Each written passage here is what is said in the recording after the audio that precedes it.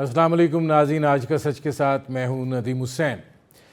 26वीं आईनी तरमीम के बाद हुकूमत की क्या एग्ज़ाइटी जो है उसमें कमी आ जाएगी और जो वो चाहते हैं या जिस चीज़ की वो ख्वाहिश रखते हैं वो उस तरीके से हो जाएगी और मामलात जो हैं जो वो ये समझते थे कि ताकत जो है उसका इर्तकाज़ बहुत ज़्यादा हो गया है और उसके नतीजे में हुकूमत नहीं चल पा रही है, तो क्या इस 26वीं आईनी तरमीम के बाद पार्लिमान जो है उसकी बालादस्ती साबित हो जाएगी और अदलिया जो है वो अपने जो लाइंस हैं उसके अंदर आ जाएगी।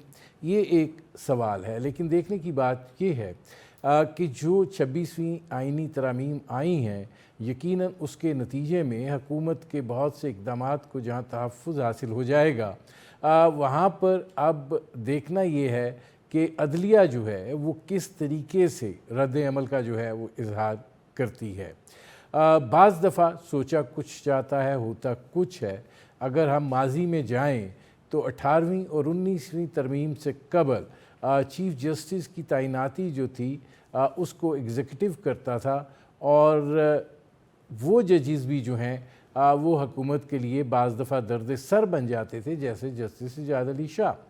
लेकिन उसके बाद मामला जब 18वीं तरमीम तक आए और फिर ये एक तवाज़ुन पैदा करने की कोशिश की गई तो फिर 19वीं तरमीम अदलिया ने करवाई और ज़ाहिर है कि जस्टिस इफ्तिखार चौधरी जो हैं उन्होंने चूँकि वो एक ऐसे रास्ते से आए थे जो कि मकबूलियत का रास्ता था और उसमें कबूलियत का अंसर इतना ज़्यादा शामिल नहीं था, लेकिन चूँकि मकबूलियत और कंधों पर सवार होकर आए तो उस वक्त भी कहा गया कि ये एक पॉलिटिकल जज होंगे, जो बाद में जो है वो साबित भी हुआ और उससे अदलिया का पूरा ढांचा जो है वो तब्दील भी हुआ। लेकिन अब इस तरमीम के बाद जिसके अंदर बहुत सी चीज़ें जो हैं वो इस नौइयत की हैं कि जहाँ हुकूमत के कुछ फ़ैसलों को चैलेंज भी नहीं किया जा सकेगा और जो अदलिया के जजेज़ हैं ज़ाहिर है उनका भी एक चेक एंड बैलेंस का निज़ाम जो है उसको भी वज़ा किया गया है और चीफ़ जस्टिस की तैनाती का इख्तियार जो है वो भी पार्लियामेंट के पास जो है वो आया है। और अब इसके बाद मामलात चल पाएंगे, सूरत हाल जो है वो आगे किस नौइयत की होगी और सियासत के अंदर पाकिस्तान तहरीक इंसाफ जो है जिस एहतजाजी रंग को लेकर चल रही है, अपने अंदरूनी तमाम तर इख्तलाफात के बावजूद क्या वो सियासी मुज़ाहिमत कर पाएंगे, क्योंकि पाकिस्तान तहरीक इंसाफ की इस वक्त जो सिचुएशन है दिखाई ये दे रहा है कि उसके अंदर बहुत से ग्रुप्स बन चुके हैं और वो ग्रुप्स जो हैं वो आपस में ही एक मुकाबले के रुझान में पड़े हुए हैं और जो एक मुज़ाहमती सियासत है उससे वो किनारा कश होते हुए दिखाई दे रहे हैं। वकला ने तहरीक चलाने का दावा किया था, लेकिन ज़ाहिर है वकला भी एक दूसरे को फ़ोन कर रहे हैं, ख़ास तौर पे उन वकीलों को जो कि सियासी तौर पर या साबका सदर रहे हैं पाकिस्तान बार कौंसिल के या जो हाई कोर्ट की सतह तक के हैं, कि आप तहरीक का जो है उसमें ताउन करें। वो कह रहे हैं कि आपने कुछ मुज़ाहिमत तो करनी थी, आप तो कुछ बोले नहीं, अब हमें कह रहे हो कि तहरीक चलाओ। तो ये सिचुएशन उधर भी है। तो अब देखना ये है कि हुकूमत जो है जो इस इत्मीनान में है कि हमने एक मतवाज़न सूरत हाल पैदा कर दी है, ये किस नौइयत की हो पाती है, इस पर करेंगे बात। हमारे साथ मौजूद हैं पाकिस्तान के सीनियर सियासतदान हैं, हालात का मद्देनज़र देखते आए हैं, मोहम्मद अली दुरानी साहब। दुरानी साहब, ये फरमाइएगा कि आप बहुत सारी चीज़ों को देखते आए हैं, होते हुए आए हैं, ये फरमाइएगा कि आपको क्या लगता है कि ये जो अब हुकूमत ये कह रही है कि एक तवाज़ुन जो है वो हम ले आए हैं और वो जो एक दिखाई देता था कि सुप्रीम कोर्ट ने अज्यूम कर लिया एक बड़ा ताकत का सिलसिला, एग्ज़ाइटी में कोई कमी आएगी, कोई चलेगा मामला कि आप समझते हैं कि रद्द अमल भी आ सकता है? बिस्मिल्लाहिर्रहमानिर्रहीम। हुकूमत ने जिस तरीके पे ये अमेंडमेंट की है, जिस असम्बली से ये अमेंडमेंट करवाई है, जिस उजलत एक इंतहाई जिसे कहते हैं ना कि एक ऐसी उजलत जो कि पुरहमाकत सी उजलत के अंदर कराई है। मतलब क्या उजलत कैसे? पूरी रात कभी अमेंडमेंट होती है? नहीं, पूरी रात हो तो ठीक है, क्या सारी पार्टियों को उसमें शामिल नहीं मैं किया? उस तरफ आ रहा हूँ। पाकिस्तान तहरीक इंसाफ शामिल हुई, जी, मैं सलमान अकरम राजा साहब कामरान मुर्तज़ा के साथ बैठ के ये जो कुछ निकला है इसके अंदर बड़ा हिस्सा है। मैं आपको अर्ज करूं, देखिए ये वो असम्बली है या पार्लियामेंट है जिसमें एक सूबे की सेनेट में नुमाइंदगी नहीं है। ये वो पार्लियामेंट है जिसको इंतखाबी निशान छीन के मुंतखब किया गया है। ये वो पार्लियामेंट है जिसके ऊपर जितनी अपोजिशन की अपील्स हैं उनके लिए अभी वो क्या बनता होता है, उसके लिए जो अदालती कमीशन या जो भी उसकी जो डिस्क्रिपेंसीज को दूर करने के लिए वो अभी तक बना नहीं। मतलब ये है कि हुकूमत अभी पैदा तो हुई नहीं है जी, और वो दुरानी साहब, हुकूमत पैदा भी हो गई, हुकूमत बन भी गई, हुकूमत कर भी रही है, पार्लियामेंट बन गई है। पार्लियामेंट में जो इल्ज़ाम देते हैं वो बैठे हुए हैं, लीडर ऑफ दी अपोजिशन भी हैं, पार्लियामेंरी कमेटीज़ में भी हैं। फिर जब ये आईनी तरमीम का मरहला आता है उसके अंदर शामिल भी हो जाते हैं, मुज़ाकरात का हिस्सा बनते हैं, पार्लियामानी कमेटी के लिए नाम देते हैं। और क्या है? देखिए, मैं इससे लंबी तकरीर कर दूंगा इसके एग्जिस्टेंस के बाद कि इतनी उसमें इतने करोड़ ईंटें लगी हुई हैं उस बिल्डिंग के अंदर, ऊपर उसके कलमा लिखा हुआ है, छत के ऊपर अल्लाह के नाम लिखे हुए हैं, रोशनियाँ इतनी आ रही हैं, साउंड सिस्टम का। ये इश्यूज नहीं है, इश्यूज ये हैं कि इन फैक्ट क्या है, आपने इन तमाम कमज़ोरियों के बावजूद ये अब इस आईनी तरमीम को मैं अगर डिस्क्राइब करूंगा तो मैं ये करूंगा कि 8 फरवरी के इलेक्शंस के अंदर आला अदलिया और इलेक्शन कमीशन ने मिलकर जो फैसिलिटेशन का निज़ाम बनाया था मौजूदा हुकूमत को कायम रखने के लिए, वो 25 को ख़त्म हो रहा था, ये जो कल परसों आएगी। उससे पहले वो तत्ती एक अमेंडमेंट करना चाहते थे जिसके नतीजे में 25 के बाद भी वो ज़िंदा रह सकें और अपने ऑडिट को रोक सकें, अपने बारे में जो फॉर्म 45 की डिस्क्रिपेंसीज हैं उनको एड्रेस कर सकें। इस मकसद के लिए उन्होंने ये तरमीम का प्रोसेस शुरू किया और इसके लिए जो है पुलिस से लेके तमाम कि अगर उन्होंने पहले 3 में से करना है तो ढांचा तो मजमूई वही रहेगा। देखिए, मैं उसी तरफ आ रहा हूँ ना कि ये वो ख्वाहिश थी जिसकी बुनियाद के ऊपर ये सारा प्रोसेस शुरू हुआ और इस ऑब्जेक्टिव को अचीव करना था। अब शोमती किस्मत कि आपके पास नंबर्स नहीं थे, फिर आपने कहा नंबर्स नहीं है तो हम प्राइवेट आर्मीज के ज़रिए, और ये मतलब ये है कि किसी को पता नहीं है कि वो कौन लोग थे जिन बेचारों पे डाला जा रहा है डालों को, वो डाले उनके थे ही नहीं, किसके डाले गए, किसको क्या किया, घरों पे क्या किया, फिर भी क्या निकला क्या। तो इस तरमीम को जब एंड पे ख़त्म होगा ये सारा प्रोसेस तो इसके बारे में दुनिया कहेगी कि खाया पिया कुछ नहीं, गिलाफ तोड़े 12 ने मुझे ब्रेक लेना पड़ रहा है। नाज़रीन, हमारी गुफ्तगू जारी है, वक्त हुआ एक मुख्तसर से कमर्शियल ब्रेक का, मिलते हैं इस वक्त। Welcome back. अच्छा दुरानी साहब, ये फरमाइएगा कि जो भी है आपको क्या लगता है कि हुकूमत अब आराम से चलेगी? मेरा ये ख्याल है कि ये जो अमेंडमेंट हुई है इसका जो पहला हिस्सा है अपॉइंटमेंट ऑफ सीजे का, उस पर ऑब्जेक्शन हो भी सकता है। जो सिस्टम चल रहा था वो कम बुरा अच्छा नहीं था, वो भी अच्छा था। ये जो इन्होंने बनाया है इसमें इन्होंने अपना दिल की भड़ास निकाल ली है, लेकिन मतलब बहरहाल एक प्रोसेस तो है, जो भी कुछ है एक प्रोसेस है।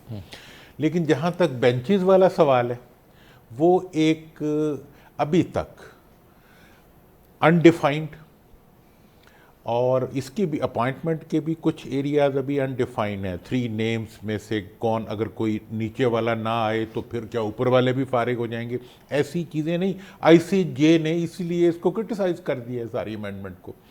तो इस रेफरेंस से मैं ये, और दूसरा जहाँ तक स्पेशल बेंचेस का मामला है वो क्योंकि एक जल्दी में बनाया हुआ प्रोसेस है, उसके अंदर बेंचेस बना रहे हैं जनाब पॉलिटिकल लीडर्स। अब ये जनरल प्रैक्टिस ऑफ लॉ के अगेंस्ट है। इन तमाम डिस्क्रिपेंसीज को इन ड्यू प्रोसेस आपको एड्रेस करना पड़ेगा, लेकिन ये तमाम कुछ करने के बाद वो चीज़ आप हासिल नहीं कर फॉर्म 47 की असम्बली को آپ 45 پہ نہیں لا سکتے، 45 پہ آنا پڑے گا. عوام 45 کے پیچھے کھڑے ہیں، عدلیہ 45 کے پیچھے مجبوراً کھڑی ہے چونکہ قانون کی پابند ہے، اور پوری دنیا جو ہے وہ 45 کے پیچھے کھڑی ہے. اس لیے یہ جو امینڈمنٹ کی گئی تھی 45 سے 47 کو اپروو کرانے سیاست کا یہ بڑا کمال ہے کہ اگر آپ کے حق میں فیصلے ہو رہے ہوں تو آپ اس کی بھی توجیہات دے سکتے ہیں، اور اگر دوسرے کے حق میں ہو رہے ہوں تو اس کی بھی آپ مخالفت جو ہے وہ کر سکتے ہیں. مطلب جب ججز بیٹھے کانسٹیٹیوشن ری رائٹ کر رہے تھے اس وقت کوئی معترض نہیں تھا، بڑا سبحان اللہ کیا بات ہے.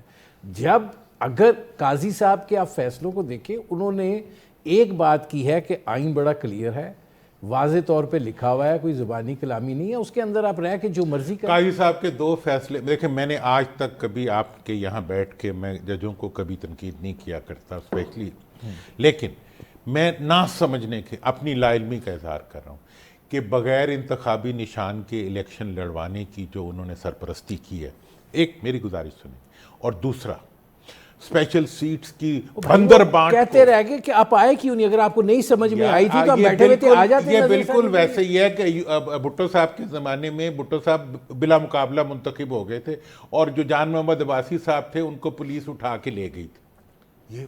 یہ آپ، اور آپ نے کہا جی وہ پہنچے نہیں تو وہ رہ گئے. نہیں، مطلب یہ انصاف کہہ رہے ہیں کہ آپ سپریم ججز کے جرمن میں بیٹھ کے قاضی صاحب نے کہا تھا نا کہ میرا مطلب آپ سے انتخابی نشان لینا نہیں تھا، آپ آتے آپ آ کے کہتے کہ یہ دیکھیں اگر نہیں گے، اگر جوڈیشری کا کام تقریریں کرنا ہے نا، اگر جوڈیشری کا کام تقریریں کرنا ہے، اصل میں دورانی صاحب پی ٹی آئی کو ان کے وکیل بھی مروا گئے، جانے دے ادھر بھی جو گروپ دیکھیں وہ بندی ہے مجھے نہیں پتا، میں ایک عام شہری ہوں، میں یہ سمجھتا ہوں کہ جسٹس جو سپریم کورٹ کا جسٹس ہے اس میں جسٹس ہونا چاہیے. قانون نہ پڑھائے ہمیں کوئی، ہم جانتے ہیں قانون سے تو کھڑی ہوئی بلڈنگیں جو ہیں پوری دنیا کے اندر ان کو کوئی ثابت نہیں کر سکتا کہ یہ چوروں کی ہے.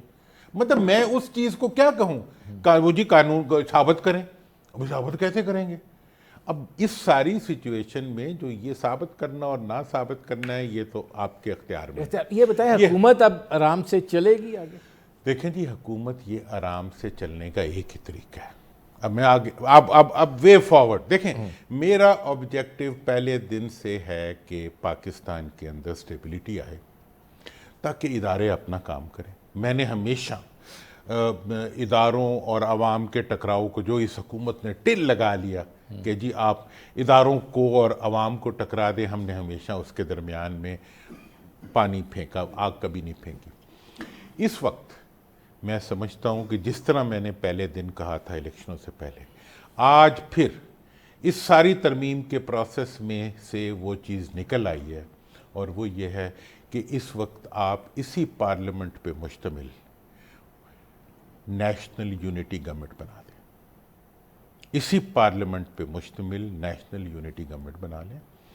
فارم 45 جتنا آ جائے وہ بھی ٹھیک ہے، اس کے تمام جو اپیلیں ہیں ان کو ایڈریس کر لیں. اس کے بعد فارم 45 پہ مشتمل ایک نیشنل یونٹی گورنمنٹ بنائیں، اور اس نیشنل یونٹی گورنمنٹ کے تحت جو ڈیزائرڈ امینڈمنٹس ہیں مزید وہ بھی کریں، اور عوام کی بیکنگ سے کریں. آپ عبوری حکومتوں کو ختم کریں، آپ فیئر اینڈ فری الیکشنز کو یقینی بنائیں، اور اس کے بعد وہ اسمبلی جو ہے وہ خود اگلے الیکشن کا راستہ کھول کے پاکستان کو ایک مفاہمت کے ٹریک پہ ڈال دیں. میں آج آپ کو تجویز کا آپ کے پروگرام میں پہلی دفعہ یہ کر رہا ہوں، یہ کام دے دیں مولانا فضل الرحمان صاحب کو، ان کو آپ یونٹی گورنمنٹ کا بنا دیں پرائم منسٹر، سب لوگ مان لیں گے. ابھی مانا ہے نا، مان لیں گے. بنائیں ان کو پرائم منسٹر، انہیں کہیں جی 6 مہینے کے اندر جو امینڈمنٹس کرنی ہے اور جو کرنی ہے سب کو ساتھ لے کے یونینیمس، اور اسمبلی کو ڈیزالو کر کے فیئر اینڈ فری الیکشن کرائیں تاکہ ایک دفعہ گن صاف ہو جائے. مطلب پتن کی رپورٹ کے اندر پتہ ہوئے لیڈر جو ہیں وہ جو ہے وہ ابھی آپ کے حکمران ہیں. یار نہ کریں ایسے. دیکھیں آپ آگے بڑھنا ہے تو پھر اتحاد کا مظاہرہ. میں آپ کو کہتا ہوں آپ امینڈمنٹ کریں، عبوری حکومت ختم کریں، بلدیاتی، قومی اور صوبائی انتخابات اکٹھے کرائیں، الیکشن کمیشن کو فول پروف کریں، انڈیا کی طرح انڈیپینڈنٹ کریں، اور الیکشنز کے ذریعے جو حکومت لائیں عوام کو اعتماد ہونا چاہیے یہ 45 کی حکومت ہے، 47 کی نہیں. بات یہ ہے، آپ یہ فرمائیں کہ سوچ پھر کیسے تبدیل ہوگی اگر آپ یہ جو پارلیمنٹ کے اندر لوگ بیٹھے ہوئے ہیں، چاہے آئل کے ادھر بیٹھے ہوئے ہیں چاہے ادھر بیٹھے ہوئے ہیں، ان کو اکٹھا کر دیں. وہ کبھی ادھر تھے کبھی ادھر تھے، پھر ادھر سے ادھر اور ادھر سے ادھر. وہی آپ یہی قیادت کہاں سے آئے گی؟ آپ یہی میں عرض کر رہا ہوں، بدنصیبی ہے. دیکھیں نئی قیادت جو ہوتی ہے نا وہ ادھر سے نرسری سے نہیں نکلا کرتی، وہ پیراشوٹ سے نہیں آیا کرتی. جتنے پیراشوٹ والے ہیں بس وہ پیراشوٹ والے ہی ہوتے ہیں، وہ نیچے سے مٹی میں سے نکلا کرتے. کیا ہوا؟ ساؤتھ افریقہ نے بنائی نا، نیلسن منڈیلا نے نیشنل یونٹی گورنمنٹ بنائی، چرچل نے نیشنل یونٹی گورنمنٹ بنائی. سر وہ نیلسن منڈیلا تھا. سر وہ چرچل بھی تو تھا. ابھی آ جائیں، ابھی ویسٹ جرمنی میں کیا ہوا ہے 2008 میں، انہوں نے نیشنل یونٹی گورنمنٹ بنائی. تمام پارٹیاں جو تھیں وہ مل کے بیٹھیں اور انہوں نے اپنے ملک کے مفاد میں جو اکنامک کرائسس آیا ہوا تھا، آپ نیشنل یونٹی گورنمنٹ بنائے ود دا آبجیکٹو کہ ہم نے ملک کے اندر ٹکراؤ کو ختم کرنا ہے، ملک کے اندر فیئر اینڈ فری الیکشنز کرانی ہے، ملک کی اکانومی کو آگے بڑھانا ہے، اور اداروں کے ساتھ جو سیاسی ٹکراؤ کی کوشش کی جا رہی ہے آپ ایک سوال کا جواب دیں، یہ ختم کریں. مفادات میں سے عدم مفادات کہاں سے ظہور پذیر ہو سکتا ہے؟ نہیں، اب یہ دیکھیں جی، عدم مفادات اگر نہیں جائیں گے کیسے جا سکتے ہیں؟ نہیں جب جا آپ سکتے. اس میں گھلے ہوئے ہیں آپ کو کیسے نکلیں گے؟ جو نہیں نکل سکتے دفع ہو جائیں، ان کی ملک کو ضرورت نہیں ہے. جو اپنے مفادات سے اوپر نہیں اٹھ سکتے ان کو عوام ان کی شکل نہیں دیکھنا چاہتے. جنہوں نے بہت جائیدادیں باہر بنا لی ہیں وہ باہر چلے جائیں، ہمیں ہماری غربت میں چھوڑ دیں. ہمیں وہ لیڈر چاہیے جو اگر چوری بھی کریں تو چوری تو کم از کم ملک میں لگائیں. اس لیے یہ والا جو ماڈل ہے، آپ آج بھی پاکستان دیکھیں ابھی ہوا ہے. دیکھیں میں اس لیے یہ بات کہہ رہا ہوں، میں تو یہ بات الیکشن سے پہلے بھی کر رہا تھا، لیکن آج میں یہ کہہ رہا ہوں کہ یہ جو پورا امینڈمنٹ کا پروسیس چلا ہے، اکٹھے ہوئے ہیں کہ نہیں ہوئے؟ کیونکہ ایک آبجیکٹو تھا سامنے اور عوام کا پریشر تھا. وہ زندگی بچانا چاہتے تھے، یہ اپنی سیاست کو بچانا چاہتے تھے اپوزیشن. آپ یہ نہیں سمجھتے کہ کام دونوں ہی تقریباً ہو گئے؟ میں یہی کہہ رہا ہوں کہ اگلا کام بھی کر لیں تو ملک بچ جائے گا. دیکھیں ابھی کیا ہے، ابھی آپ نے جو امینڈمنٹس کی ہیں، یہ جو ہے کہتے ہیں خدا پاڑ نکلا چوہا وہ بھی مریا ہوا، نیوٹرل، یہ نیوٹرل امینڈمنٹ آپ کر سکیں. چونکہ جمہوریت اور عوام کا عدم تعاون، عدلیہ کا خوف آپ کے سر پہ تھا. آپ اگر یہ کہتے ہیں کہ یہ نیوٹرل ہیں تو پھر شور کس چیز کا ہے، پھر احتجاج کس چیز کا ہے؟ پھر کہیں جی ٹھیک ہے یہ نیوٹرل ہی ہیں. نیوٹرل ہیں تو کیوں کیے ہیں؟ انہوں نے تو کرنی تھی نا، ان کا تو رائٹ تھا کہ وہ حکومت میں تو انہوں نے کرنی تھی، کر دی، نیوٹرل ہو گئی. آپ ساروں کو شامل کر کے جو کچھ نکلا میں یہی کہہ رہا ہوں کہ مولانا کی جو مطلب مولانا نے تو نظریہ ضرورت، سر مولانا جو ہے نا انہوں نے سب سے انتقام لیا، انہوں نے اپنا سیٹل. اب ایک انتقام باقی ہے، اب ایک انتقام. میں آپ کو ایک چیز بتاؤں، جتنا تحریک انصاف نے ان کو رگیدا ہے نا، انہوں نے ناک سے لکیریں جو ہے نا اس سے کئی گنا زیادہ نکلوا لی. جمہوریت کے بعد ایک انتقام ابھی باقی ہے، وہ عوام کا انتقام ہے. ان لوگوں سے جو عوام کے ووٹ سے حکومت نہیں بننے دیتے اور عوام کی ڈسٹارشن کرتے ہیں. ان لیڈروں کی جو ایلیمینیشن ہے، وہ ایلیمینیشن سے پولیٹیکل ایلیمینیشن جو ہے وہ صرف اور صرف فیئر اینڈ فری الیکشنز کے ذریعے ہو سکتی ہے، اور اس کے لیے عوام اب تیار ہے. مجھے ایک بریک لینا پڑ رہا ہے، میں واپس آتا ہوں. ناظرین، سینئر سیاستدان محمد علی دورانی سے ہماری گفتگو جاری ہے. وقت ہوا ایک مختصر سے کمرشل بریک کا، ملتے ہیں اس وقفے کے بعد. Welcome back. ناظرین، میری آج کی مہمان شخصیت سینئر سیاستدان محمد علی دورانی، ان سے ہماری گفتگو جاری ہے. یہ فرمائیے گا کہ دیکھیں آپ نیوٹرل ہے یا جو بھی ہے، ملک نے چلنا ہے، اور یہ بات سمجھی جا رہی ہے کہ جس طریقے سے اس وقت ایک ادارہ جاتی توازن کی ضرورت تھی، کہ جو ایک کانسیپٹ ہے کہ 2-3 سال تک اسی طریقے سے معاشی پالیسیز جو ہیں وہ چلیں، ملک کو جو ہے اس کے ایک استحکام کی طرف لایا جائے، اور پھر اس کے بعد جو بھی آپ نے اس میں کرنا ہے وہ آپ کریں تاکہ اس سچویشن سے نکلیں. آپ یہ نہیں سمجھتے کہ چلیں اچھا ہو گیا ہے, ایک توازن آ گیا ہے, ذرا تھوڑا چلنے دیں, جو اکانومی ٹھیک ہو رہی ہے اس کو ذرا بہتر ہونے دیں؟ ہاں, اب یہاں مجھے 1 منٹ دیں گے. میں دیکھیں, ہم نے اس ترمیم کے دوران مفاہمت ان ایکشن دیکھی ہے. ان ایکشن سے مراد یہ ہے کہ جو ناممکنات چیزیں ہوتی ہیں ان کا اکٹھا ہو جانا. ایک اور حقیقت ہے جو ہم نے اس حکومت کے دوران دیکھی ہے کہ اس حکومت سے خزانے کی چابی لے لی ہے اسٹیبلشمنٹ نے. ٹھیک ہے نا جی. مطلب یہ ہے کہ پرابلم ہماری وہاں آتی تھی کہ خزانے کے اندر کچھ بھی آتا تھا, وہ آتے ہی گڑپ کر کے کہیں اور چلا جاتا تھا, اس لیے خزانے کی چابی ان سے چھین لی. اب تھوڑا سا وہ مطلب اکنامک سٹیبلٹی نظر آ رہی ہے خزانے کی حد تک.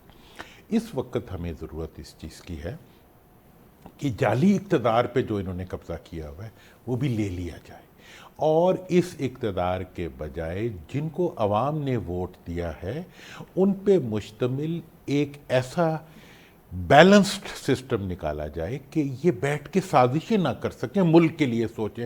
جس نے حکومت میں رہنا ہے وہ ملک کے لیے سوچے, اور وہ اپنی اگلی جیت کے لیے ڈسٹارشنز نہ کرے, لوگوں کو لڑوائے نہ, اداروں کو باہمی دستوں گریباں نہ کروائے. آج کیا پرابلم ہے پی ٹی آئی کے فالوورز کا اور حکومت کے جو مطلب جن کو حکومت اسٹیبلشمنٹ کہتی ہے ان کے ساتھ کوئی ٹکراؤ کی کیفیت نہیں. مجھے پتہ ہے جیلوں میں بند کیا ہوا ہے, راستے بند کیے ہوئے ہیں, پورے خاندانوں کو جیلوں میں ڈالا ہوا ہے. اب ایسے کریں ساری اس حکومت کا بس چلے تو سارے اپوزیشن کے لیڈروں کی تمام خاندانوں کو اٹھا کے جیلوں میں ڈال دیں. یہ طریقہ ہے حکومت کرنے کا.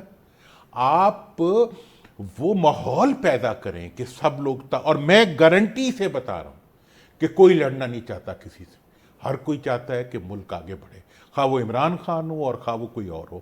لیکن کون لوگ ہیں جو یہ ماحول پیدا کر رہے ہیں کہ کسی طریقے سے انہوں نے اپنے پرائیویٹ گروپس بنائے ہوئے ہیں, ان کے ذریعے یہ ڈسٹارشنز کر کے کسی اور کے اکاؤنٹ میں ڈالتے ہیں, اور اس ساری صورتحال کا رزلٹ یہ نکلتا ہے کہ ملک کے اندر ایک ہیجانی کیفیت بن.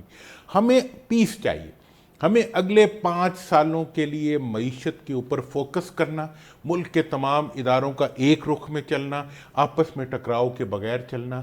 اس کے لیے ایک ہی راستہ ہے, اور وہ یہ ہے کہ ذاتی مفادات کو دفن کر دیں زبردستی, اور ملکی مفادات کو پرائیورٹائز کر دیں. آپ کی تقریر بڑی زبردست ہے, لیکن اب مسئلہ یہ ہے کہ جو صاحب اڈیالہ جیل میں بیٹھے ہوئے ہیں ان پہ تو کوئی اثرات جو ہیں نہ ماضی میں اثر انداز ہوئے ہیں, نہ لگتا ہے مستقبل میں اثر انداز ہوئے ہیں. میں اس کے بارے میں آپ کو اپنے علم کے بنیاد پہ گارنٹی کر رہا ہوں کہ وہاں سے اگر صرف آپ عوام کے منتخب نمائندوں کو دے دیں اور غیر ضروری گرفتاریاں اور جیلوں میں ڈالے ہوئے لوگوں کو چھوڑ دیں اور عدالتوں کو اپنا کام کرنے دیں, ایک لفظ کی ریزسٹنس نہیں آئے گی.